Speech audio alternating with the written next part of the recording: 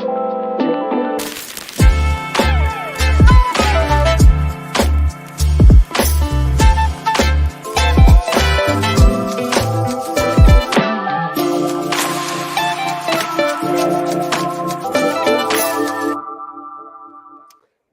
is up, everybody? Welcome to Party on Broad. Today, we are breaking down the Sixers and the Eagles.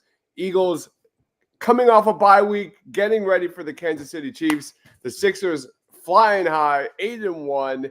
My goodness. Joining me, my man Rob at Philly_Madness. What's going on, Rob? We have two. Well, technically, I guess there's three teams in action, but we got two teams at 8-1. Sitting at the top of their respective leagues right now in the city. And I don't know. I think all of us were excited about, we didn't know what to expect from the Sixers. I don't know any of us had 8-1 on the bingo card. I just don't know if we had that. And with it being 8 straight wins since their opening night loss. Exciting times, man. Lots to talk about. Excited to be here to talk about it. Also joining us, he is Ryan Reese at Philly Sports PSA. What's good, Ryan? Not much, man. Just to add on to what Rob said, it's a good time, man. I think we're all a little shocked here at the Sixers. They're fun. They're a fun, great watch. I mean, what Maxey did last night. I mean, the fact of the matter is they literally lost their first game, as Rob said, by what? A mere couple of points there. You know, possession here, possession there. There could be 9-0. You know, that's how close they are. So it's fun, man. It's fun being a Philly fan right now. And listen, the Flyers are even slightly better than we all thought too. So there you go. Yeah, long season, but Sure. we're talking top takeaways from the Sixers week in basketball. Let's jump right in. Rob, lead us off, man. What was your biggest takeaway from the Sixers this past week? That it was an addition by subtraction, I think, even more than any of us thought. Look, you knew that it was just an ugly situation with James Harden. And you'd hope that if he was gone, that Maxey could get unleashed a little bit. And I think with Harden gone and because of a guy like Nick Nurse and his system, Maxey is flourishing right now. And I know it's early, but I just don't see I just don't see that many opportunities where it's going to like really fall off a cliff with him. I mean, he looks so confident. The offense just looks great, and I think that's what it is. It was addition by subtraction. I never even thought, that the pieces that came back were actually going to make a difference. But I mean, look, Batum has been really solid for them. Now it looks like he's going to miss another game of personal reasons. I hope everything's okay because now it's the second time he's away for personal reasons. So you're not sure what's going on there. So I hope everything's all right with him and his family. I don't have to hate Robert Covington in his new role, which is nice. I don't have to actually hate the guy because he's not playing 30 minutes a game. He comes in, he does what he's expected, but as you can all tell, he is still very limited offensively. Nothing has really changed on that level. Yeah. And they're just fun, man. And I mean, it was so disheartening Saturday night to hear about the freak accident of Kelly Oubre because that was just such a big storyline with everything. And it's like, someone posted, it's like only the Sixers, right? Like Zaire Smith with a what poppy seed allergy. Yeah. Markelle Fultz creates the first ever shoulder injury of that type, it felt like. And then Kelly Oubre gets, hit by a car in a hit and run. And, hopefully he'll be okay. It sounds like he dodged the worst, but just fun, man. I mean, I was at the game against Phoenix, and it's just enjoyable watching this team. They enjoy playing together. Yeah, that's been the takeaway. Like we've said that so many times on like post games. Like if you're not bought in, like I don't know what else the Sixers need to prove to you that like you should be watching. It's been a very fun brand of basketball, and I'll get into why. Ryan, what's your biggest take? Yeah, listen, it is fun. I think when we came into the season, we were kind of expecting the worst. I mean, we had our shots and we just kept missing it. We kept getting, bounced in the second round. And, we knew the Harden thing was going to blow up at some point. But, once he got traded, I think, we all just kind of maybe got a sigh of relief or something. But I don't think we ever expected it to be this great. I mean, Harden is struggling in Los Angeles. They're 0-4 since he's been there. And obviously the Sixers are doing what they're doing. Maxey is a superstar. I mean, this kid is absolutely growing up, but right before our eyes. And him and Embiid are just playing fun basketball, and they're just beating off each other. And it's really, really great to watch. But this team has depth now in a lot of spots that they really hadn't had before. I really do. I like Batum again. Hopefully things are going to be okay. And and Oubre was fantastic, but before this freak accident. By the way, have we found out who hit Oubre, and have we strung him up by one of the poles in Philly yet? That's what I want. Not that you want to make not that you want to make light of a situation like this, but there were a couple of really good pictures that kind of surfaced. I think one was really? Jason Tatum. I had one guy send me a picture of Doc Rivers behind the wheel of a car. I mean, there were quite a few. It's like you don't want to make light of it, but there were quite a few. But all I know is if there ever gets to be like traffic cam footage of this car, this dude is done in this city because the city fell in love with Oubre so quickly. It's not going to be long before we find him. Yeah, if there's anything we know, Philly fans will crack down and use the algorithm and find out who was in that car for sure. And I'm just saying, I'm just going to throw it out there. James Harden's been known to fly to a city or two for a night here or there. Yeah, we have to know a cop that's a Sixers fan, right? That can leak this footage, right? I mean, come on, some cop out there has got to have it. Come on, man. Do what's right for the community. Yeah, my biggest takeaway. Oh, we have little G Griffith in the house saying, "Great team and go Eagles." We'll get to the Eagles very, very soon and the Kansas City Chiefs. But for me, it's got to be Tyrese Maxey. I mean, you're looking at the number 2 scoring duo in the NBA right now behind Devin Booker and Kevin Durant. That's nuts. That's freaking nuts. So for me, it's all about Nick Nurse unlocking Tyrese Maxey. You look at this guy and his improvements as a playmaker. I mean, 7.2 assists per game, 11th in the league. He's top 5 in assist to turnover ratio. He's scoring the basketball. You look at this guy, he's only got 1.1 turnovers per game.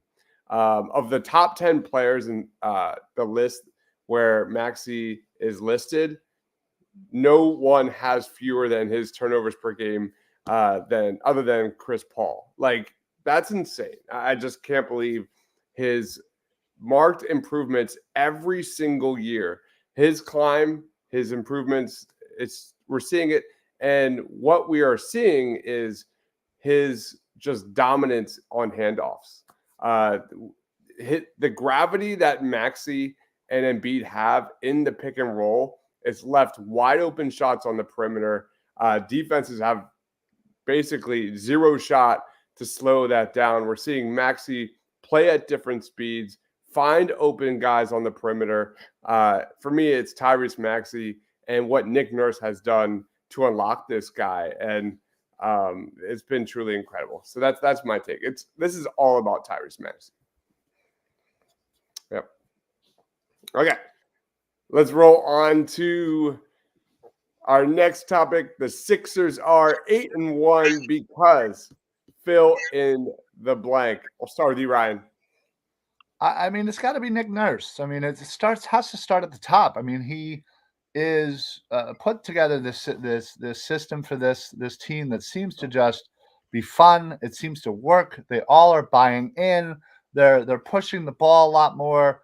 And like you said, he seemed to have unlocked this next level for Tyrese Maxey, and him and Embiid are just such a great combo right now. So it has to be Nick Nurse. I think we were all just tired of Doc and his stubborn ways and all of that. I think Nick Nurse has come in and brought some fresh air into this team, and like I said, had unlocked Tyrese Maxey to where he's just flying around. He's able to be out there, starter, just improving on a nightly basis. I mean, we obviously saw it last night, scoring 50 points. I mean, good Lord, that was a show. So it's Nick Nurse. Nick Nurse for Ryan. What about you, Rob? Yeah, I mean, obviously that's the one that I think we all want to go with. I'll take it a step further, and I will say Nick Nurse allowing Tobias Harris to be Tobias Harris, because what you've done here is you've created a team that has three guys who could put up 20 a night at least. I know that Tobias hasn't had the 20-point games the last couple, but I look, we've watched Tobias very closely for quite a few years now. I don't know if I've seen a more confident Tobias Harris than what I've seen through the first 9 games of this year. From when he dribbles the ball, I'm not going, oh shit, the whole time, to him stepping in and just knocking down threes without even a question. And that, listen, it's funny because, as you guys know, I go to like 10 to 11 games a year. And I go with my dad and the guy that we own have the tickets with. We all talk about it. And my dad and him were all big on Tobias needs the ball early in the shot clock. And with James and Joel, you just can't do it. And Nick Nurse has kind of come in and, yeah, James is gone. But he said, no, you know what? We can get the ball in Tobias's hands. We can make this happen. And damn it, we're going to. Because the fact is when, Joel's off the court or Maxi's not shooting well, you need Tobias to be the guy to hit those shots. And that's what's happened so far. So I think it was Nick's ability not only to open Tyrese, we all talked about, but I think this Tobias thing is a major, major factor to why this team's 8-1. Yeah, that his just comfortability in a transition offense has been a huge surprise for me. I did not expect him to look so good. I think it's helped his decisiveness. There were some ugly moments last night, I think, with Tobias dribbling the basketball too much. This is an offense that's still figuring itself out. I think that's a positive too. Like I think moving forward, this offense has a lot of potential. I got 5 things because there's so much as to why the Sixers are doing what they're doing. Number one, just what I said, the motion offense, the Nick Nurse factor. I mean, as I've said, Tyrese Maxey in a handoff game has been a revelation. He's got 0.3 points per game less than Steph Curry, which is number 2 in the NBA. So, I know how we've been trying to find, player comps and things like that for Maxey. I mean, you saw some of those 3-pointers. He's shooting it from long range. I'm not saying he's Steph Curry, but he's looking a lot like Steph Curry at times. Number 2, they're getting the ball to Embiid in better spots more consistently. The Sixers score the 3rd most points in the paint per game, and Embiid's numbers are way up inside the paint. That is huge. He's getting the ball from the elbow to the rim versus the perimeter. Love seeing that. Number 3, the effort and the hustle. The Sixers are tied for 2nd best in the NBA in loose balls recovered on offense, and they have the 7th best offensive rebound percentage in the league. When's the last time we said that? The Sixers had 23 offensive boards in last night's win over the Pacers. They're rebounding the better. Nick Nurse is having him Embiid rebound better. It's been amazing. And then team defense is my number 4. The Sixers are tied for number 1 in deflections per game with the Milwaukee Bucks. And my last one, this is a huge one. They're winning the non-Joel Embiid minutes on the basketball court. And the Sixers actually have a higher net rating with Maxey on the court and Embiid off than both stars on the court together. To me, that screams the Maxey-Paul Reed pick and roll is going really well. That's incredible that they're actually playing better with Embiid off the court and Maxey on it. That's nuts. The other thing is the bench is not scoring at all. And I haven't once watched a game and been like, God, this bench is terrible, like I have in the past. Obviously, we need to see more scoring coming from the bench at some point here. And I think when they make these corresponding moves, whether it's to get a starter and push somebody to the bench or whatever it may be, that'll change, I'm sure. But that's been the funny thing. And I think it's because when the bench comes in, the defense has been so much better from our bench than what we've seen the past couple of years. So, I mean, it's kind of funny. Like I was looking at the box. I didn't get the chance to watch the game, but I was like watching on the ESPN live track, and I'm looking at the box score. And at one point in like the early parts of fourth quarter, I think they had like 6 bench points. I'm like, how are they winning? At that point, they were up by like 15. I was like, how are they up 15? The bench hasn't scored at all. Yeah. But it's pretty special that I love this bench, and they're not even scoring yet. It's the length. They finally have athleticism. They have guys that can defend multiple positions. Nick Batum, I know he started last game, but like his passing, he's everything that we thought PJ Tucker would be in this system. And it's been amazing. I mean, even Roko's giving you great defensive possessions at times. He had 4 steals in like 14 minutes last night. Like, it's been all really, really good. Any final thoughts on the Sixers before we pass it on to the Philadelphia Eagles? The only thing I'll say is I'm curious now with this Oubre injury and how long he's going to be out. Are they quicker to make? It may not be the big move, but are they quicker to make a smaller corresponding move to fill that roster spot? Because for what it's worth, he was averaging 17 points a game, 18 points a game. I mean, you're gonna have to find that somewhere, and maybe it is on the roster, and I hope it is. But like if you have that, and then you have whatever Nick Batum's going through, you've got to be able to find that. So I'm curious how quick Daryl Morey, like even if it's just a smaller move, it's not the big one at this point. Does he do something to try and solidify that bench spot? I don't think they should. I think they should literally just pump the brakes. And if there's anything we learned, this team is gelling. The team chemistry, the effort, the hustle, the system is still in kind of doing baby steps out there on the court. I think if there's anything we've learned about the Philadelphia 76ers, they're in no rush, and they should be in no rush. Let this thing play out. Let the cards fall as they may, and see what happens with other teams. They finally just got assets. They finally just got first-round picks. Let's see what the kind of picture looks like in 2 months. I think they should just kind of wait and see. Yeah, agreed. No, definitely don't ruin it. Again, the loss of both these guys are certainly going to be felt, but again, we don't know how long both of them are going to be out. They haven't given a timetable that I've seen anyway on Kelly Oubre. I think just a good sign is that he was already released from the hospital that quickly. And yeah, we obviously probably will never know what Batum's going through. But yeah, I'd certainly wait to kind of see how long these guys are going to be out. And yeah, I'm not willing to trade anything significant to bring in anybody. Obviously, I think if you're going to do something, wait till the assets mature and later in the season when you can go out and get that guy to hopefully take you over the hump if it's needed at that time. I mean, if they're still rolling like this, I mean, good Lord, don't touch a thing. And just circling back to like Kelly Oubre, the narrative on him, I don't know, man, because all I heard, because I didn't watch a lot of Charlotte Hornets games, all I heard was this guy was a black hole in offense. If he wasn't, giving you 20 points a night, he didn't give you much else. Every time he drove to the basket, he would never find teammates, although that's kind of true still. Even his shot for the Sixers, when it hasn't been falling, he's still giving, Joel Embiid a huge target when he cuts to the basket. He's still playing very good team defense. I've been overly impressed. Like, he seems to have found a home in Philadelphia.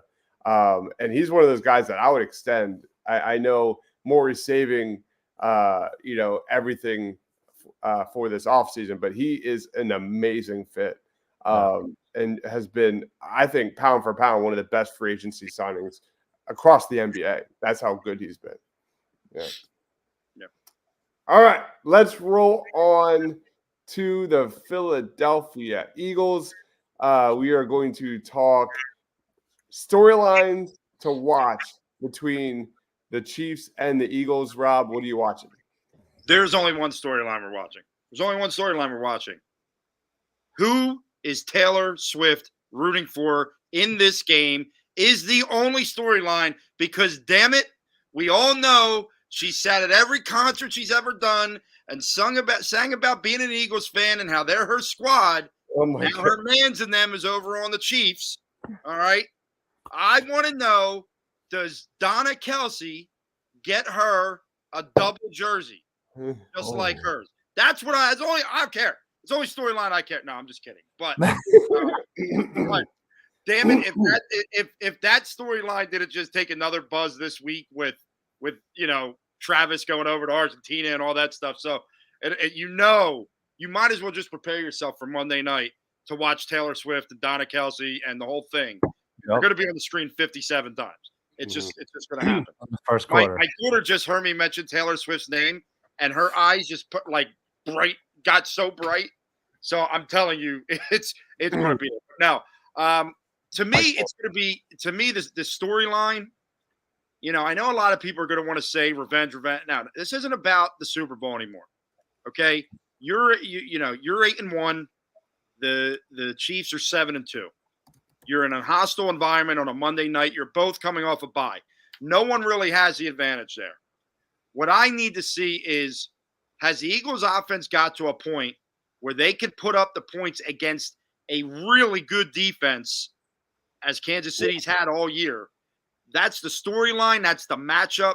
It comes down because, look, we know what the Eagles defense is. Okay? We know what they are. They're going to give up some points. They're going to give up some plays. We know that the Chiefs have a pretty damn good offense at times. Now, they've struggled offensively like the Eagles have this year. But for me, it's where are the Eagles coming off this bye on offense, and are they ready to put the pedal to the floor here and just start kicking ass like they can with the talent they have on that offense? Yeah, I'm just going to piggyback off of that because that's exactly what I've had in my notes here.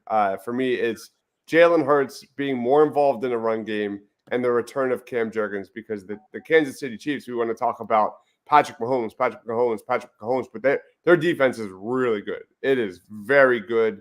They're widely regarded as like a top 5, top 10 defense. They're third best in overall DVOA. They're third best in pass defense DVOA. But the thing I'm looking at is they're actually 20th best in rush defense DVOA. We saw a couple of weeks ago the Dolphins, Rasheem, is it Mostert? Okay. But he had 12 carries, 85 yards, a touchdown, 7.1 yards per carry. This could be somewhat of an opportunity for the Eagles offense to really get back to really dominating, not with like a dominant run game, but getting back to being an efficient run game. Because I still think the Eagles are going to pass the ball. They want to be a passing offense. But, you look at this Eagles offense over the last several weeks, they are averaging 3.4 yards per carry since week 4. That is 30th in the NFL. You look at DeAndre Swift since that point, 3.4 yards per carry, 57th among 71 players with 25-plus carries. So the storyline I'm watching, just kind of like underneath that is the return of Cam Jurgens. He has returned to practice. He's ready to go. We all know the stats. In the 4 games Jurgens started, the Eagles were second in the NFL in rushing yards per game and third in yards per carry. So Jalen Hurts getting more involved with the run game. Cam Jurgens getting back there, getting this offensive line back to dominating in the trenches and, holding on to the ball, holding on to that, getting those third and manageables, getting those third and shorts. And, that's I think that's a huge key, especially in the second half.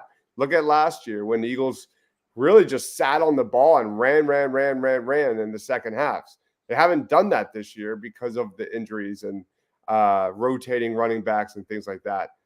So for me, I'm looking at the return of Cam Jurgens. What about you, Ryan?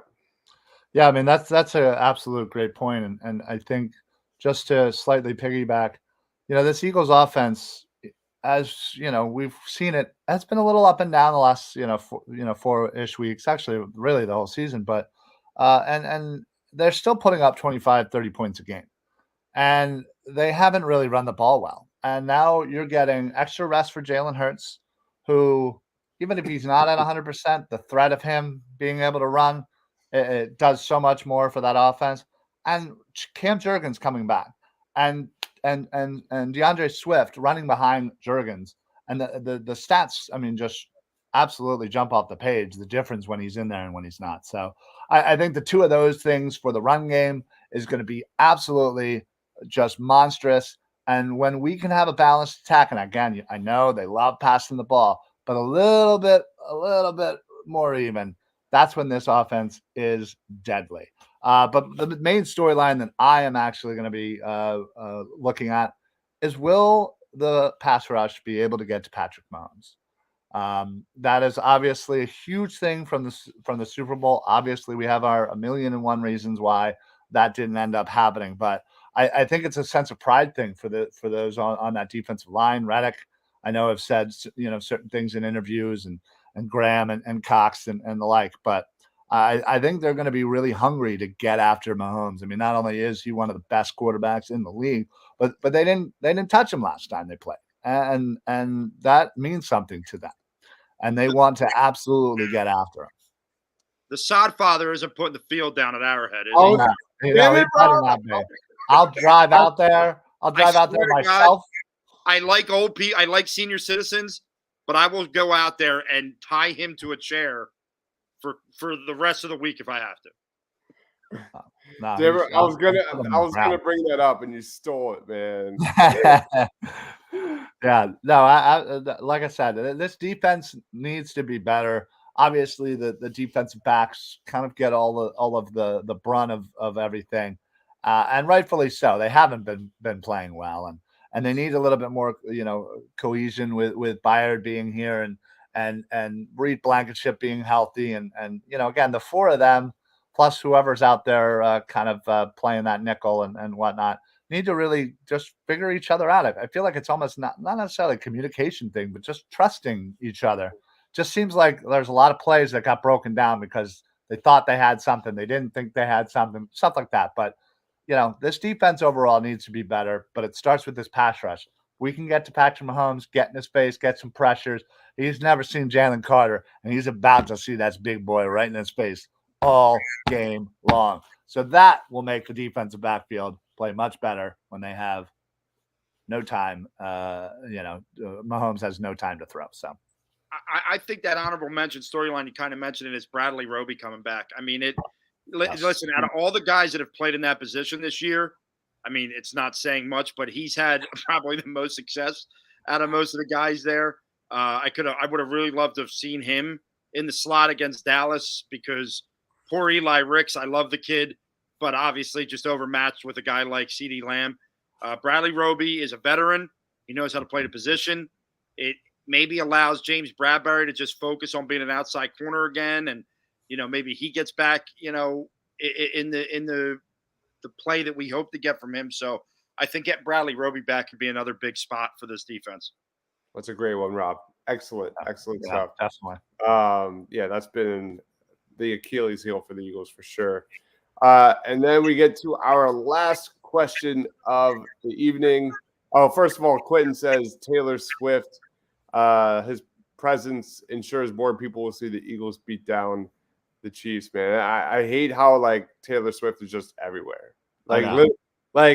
Broke box office stuff with her movie. Now there's rumors that she's gonna be in the Marvel Cinematic Universe and she's gonna play a character. It doesn't stop.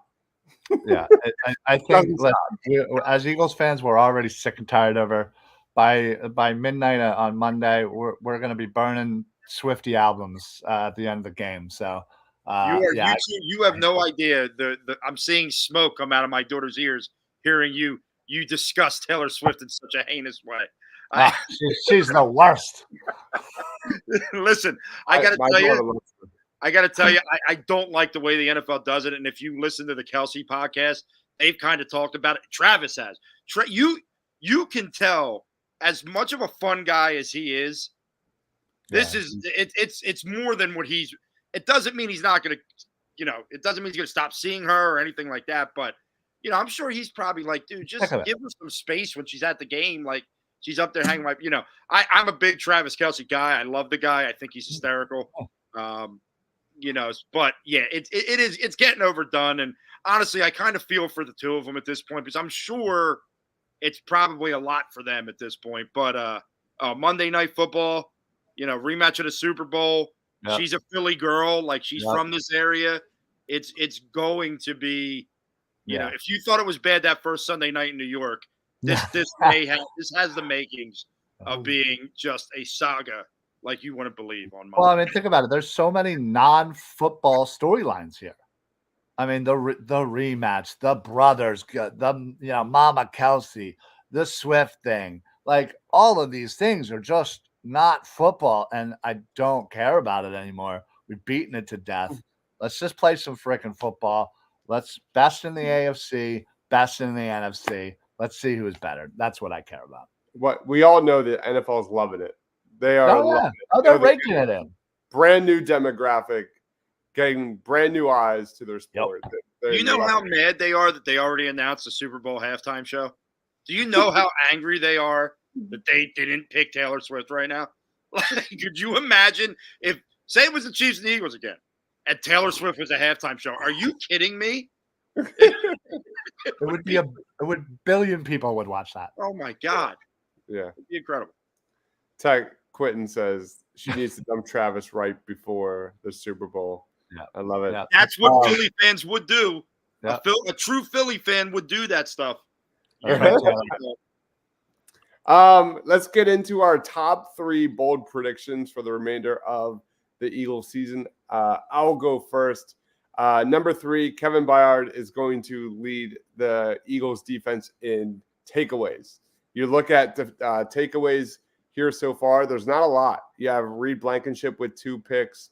Darius Slay has 2 picks. That's it. You get forced fumbles. Josh Sweat and Jalen Carter have a couple. I am saying Kevin Byard with the bye week is going to figure some things out, and he's going to get at least a few picks here to end the season in a big, big way. My number 2, I'm going to go Cam Jurgens becomes a top 3 MVP on this offense by season's end. So I think when we look back, he's going to be a huge cog to this offense. And my number 1, Jalen Carter does not win Defensive Rookie of the Year. Jalen Carter wins Defensive Player of the Year. That's how good he is. This guy, through 8 games, 16 tackles, 5 sacks, 29 total pressures. First among defensive tackles with a 22% pass rush win rate. Ranks 5th among all defensive tackles and sacks. He is, I believe, 2nd on the team in pressures. And the crazy part about all of those numbers, he's only played 251 snaps. That's half the amount of Aaron Donald snaps. So he's doing it, and I'm excited to see what his snap count looks like with the Eagles moving forward. With some, because he's been fresh all season. Let's see what he's got here in this like crucial stretch of 4 games. I think so. It's Chiefs, Cowboys, Niners, and Bills, right? And yeah, that's where I'm going to go for my top 3. What about you, Rob? What's your top 3 bold prediction? Number 3, Britton Covey returns a punt for 6 this year. Cool. Listen, the guy has massively improved. I think we come down on the special teams a lot, but I think Britton Covey continues to do well, and I think he busts one. I do think he gets one. At the second half of the year. Number 2, the Dallas Cowboys game in a month, whatever it is, matters very little to the Eagles' NFC East division because I believe the Eagles will win 2 of the next 3 games. And I believe basically all they're going to have to do is win 1 of their final 4. It's not going to matter. So I don't think, everyone's going to get real hyped for this Dallas game. And I think it's going to be one of those games that it matters way more to Dallas from a standings scenario than it does to Philadelphia Eagles because I believe the Eagles will take care of business in 2 of the next 3. And if you want to take the Cowboys and the Seattle game, they go – I think they go 4 out of 5. I have this feeling – that we've all sat here and talked about this juggernaut, and it is.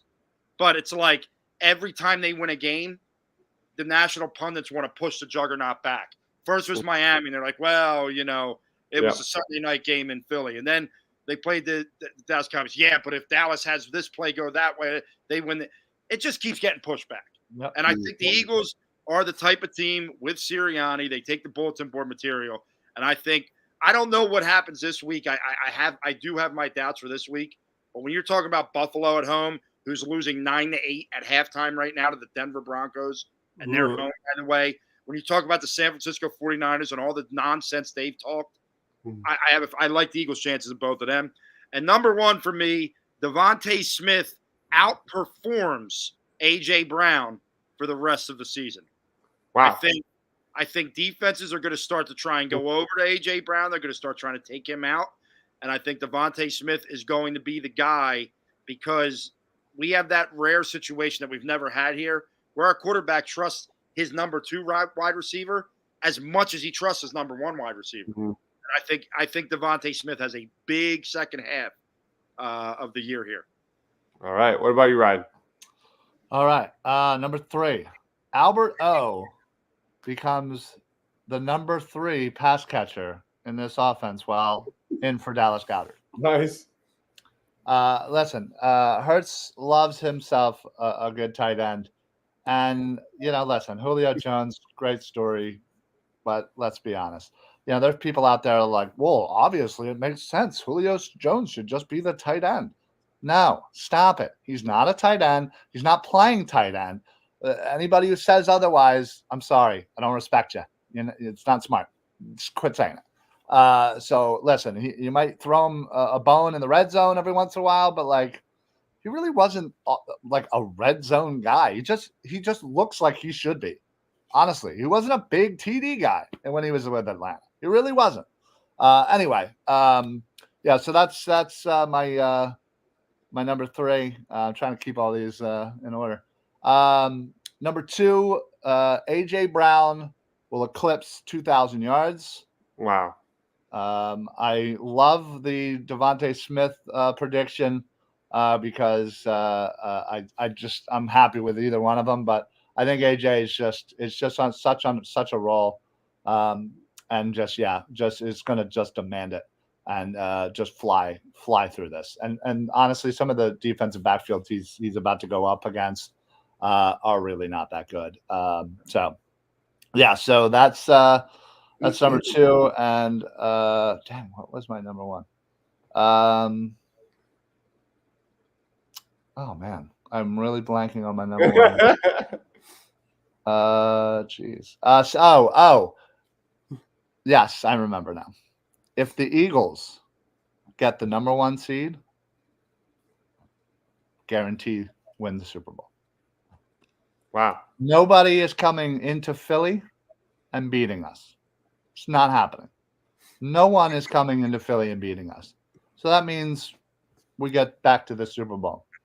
And Nick Sirianni, Jalen Hurts, and everybody else who were there last year, I don't care who the hell we're playing. I don't care if we're playing the 2000 all Madden team. It's not happening. We're not losing 2 in a row. We are winning that game. So if we get that number 1 seed and we have home field advantage, we're not losing in that playoffs. We're going to that Super Bowl. We are not losing 2 in a row. Mark it down. Jalen Hurts in 4 games at home this season. Ready for this? 7 touchdowns, 2 picks, 112.4 rating. He also has 4 rushing touchdowns. And on the road, he has 8 touchdowns, 6 interceptions, a quarterback rating of 87.8, and 3 rushing touchdowns. So, clearly, way more comfortable. There's a difference. And you know what? I'll even go a step further. Whoever they're playing, again, I don't care who it is. Give me the Chiefs again, whatever. Let Taylor Swift come out at halftime for all I care. They're going to win the game on a tush push. And then they're going to just flip the bird to the NFL and say. That would be the final play of the Super Bowl being a tush push for them to then ban it at the end of the year would be the greatest thing of all time. Right. That has to happen. It's got to be in the movie. Would that not be the greatest FU to the NFL? Be like, yeah, ban it now, bro. Ban it now. I love it. I absolutely love it. So those are our top 3 bold predictions for the Eagles. Final thoughts. We'll do plugs. Lead us off, Ryan. Yeah, listen. Sixers are fun again. Break out your old Sixers jerseys. Rob's clearly rocking his. Listen, it's fun. Watch this team again. See, that's a fantastic jersey right there.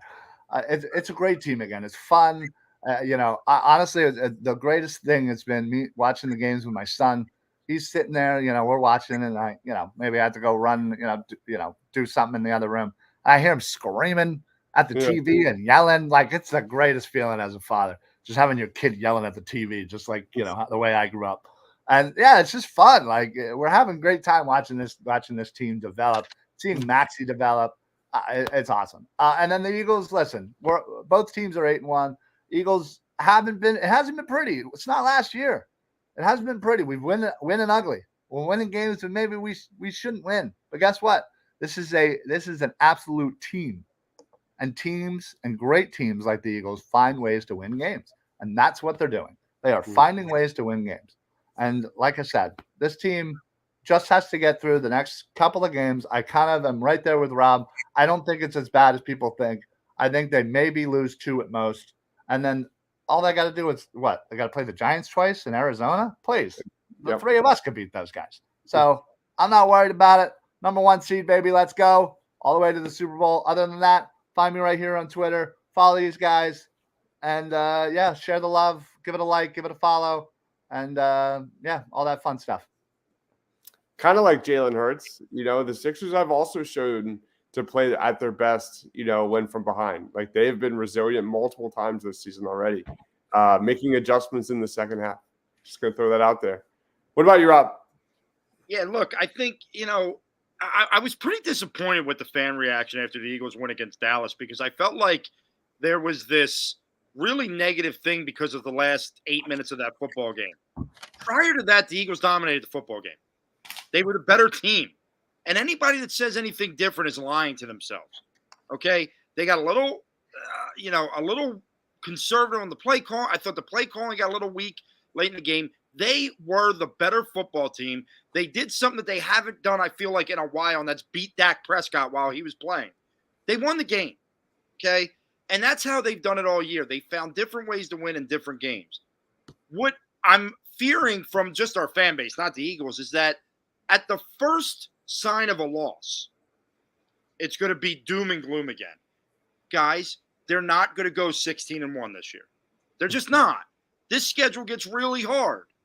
And by the way, if they go 16-1, forget it. There's nobody's touching them. But they're not going to go 16-1. Just enjoy it. Enjoy the ride. And the same thing with the Sixers. And Dibes, I think I've been talking about this with you for years now on here. It's an 82-game season. Every loss is not the end of the season. Every loss does not mean this team sucks. You gotta just enjoy the fact that we're still in this pretty good era of Philadelphia sports right now. And right now the Sixers and Eagles are at the forefront of it. And we should just enjoy it. And, look, if they lose Monday night, they lose Monday night. You're going to be disappointed, but it's not like losing to the Jets. This would not be like losing to the Jets. Okay? Enjoy the moment, everyone. We got 2 really good teams in the city, and I think, bright futures ahead. And then follow me at Philly_Madness right here with these 2 guys on Party on Broad every week. Yeah, you look at the last 3 games of the season. That's going to be essentially like 3 back-to-back-to-back mini bye weeks. The Giants twice, the Cardinals, and all 2 of those teams are going to be full-blown tanking at that point. So honestly, my final thought, just stay healthy. No major injuries. Just get through it. Like Rob said, if you lose, you lose. But just Lane can't go down. Cam Jurgens can't go back down. Let's just keep this team generally healthy moving forward as they get ready for that final push. Palatero says how he couldn't sign Barr. JPP Eagles release Vildor cornerback. I don't know. Yeah, I saw that. I was like, I've never heard of this guy on this practice squad. Like, are they making up names? Is this like I feel like this is the Madden like auto name generate. Like, get out of here with this stuff. Well, Yeah, and- unfortunately, they looked at Anthony Barr, and I think the second that became public, Minnesota Vikings probably called up Barr and was like, "Hey, bud, let's come back." And I mean, they Barr offered would have been a great signing. And you they know, offered him a 53-man spot where it looks like the Eagles were probably going to give him a practice squad spot and and then elevate move him. him up. Yeah, And Anthony Barr spent a long time in Minnesota. I mean, that's, Mhm. it's not, absolutely. yeah, and that's a tough thing to beat out. So I mean, they looked. I'm not mad that they looked, but hey, we are what we are right now. Yeah. Yep. Well, they also looked at Andrew Norwell. I'm sorry. Long time with Washington and then with Jacksonville. Really good guard, all pro guard. Obviously up there, a little up there in age, but with Suo Peta kind of not really helping us out any. I think it'd be a smart signing if we ended up going that route, but they're just looking for now. Yep. All right, guys, that wraps up our first edition of Party on Broad here. We're coming right back. Me and Ryan with NFL Draft Weekly. We're going to be breaking down our top 10 cornerback rankings for next year's draft. Some really good names. If you're getting sick and tired of James Bradbury, I promise you we have some good ones to know. Again, give a follow. Ryan Reese at Philly Sports PSA. That is Rob at Philly_Madness. What's up, Rob? What's the one guy's name? It's just like the coolest name ever. I think Kool-Aid McKinstry. Who was it? Kool-Aid McKinstry plays for Alabama. Yeah. Just draft him. I don't care. I just want a guy named Kool-Aid. I want a guy named Kool-Aid. I'll take him. Yeah. I personally like Storm Duck, but that's me. Ooh, He's good one. not very good. Good one. I mean, he's not, but it's a great name. Yeah. All right, guys. We will be back in probably just a few minutes. He is Ryan. He is Rob. I am Dibes. We'll catch you next week. Stay awesome, everyone.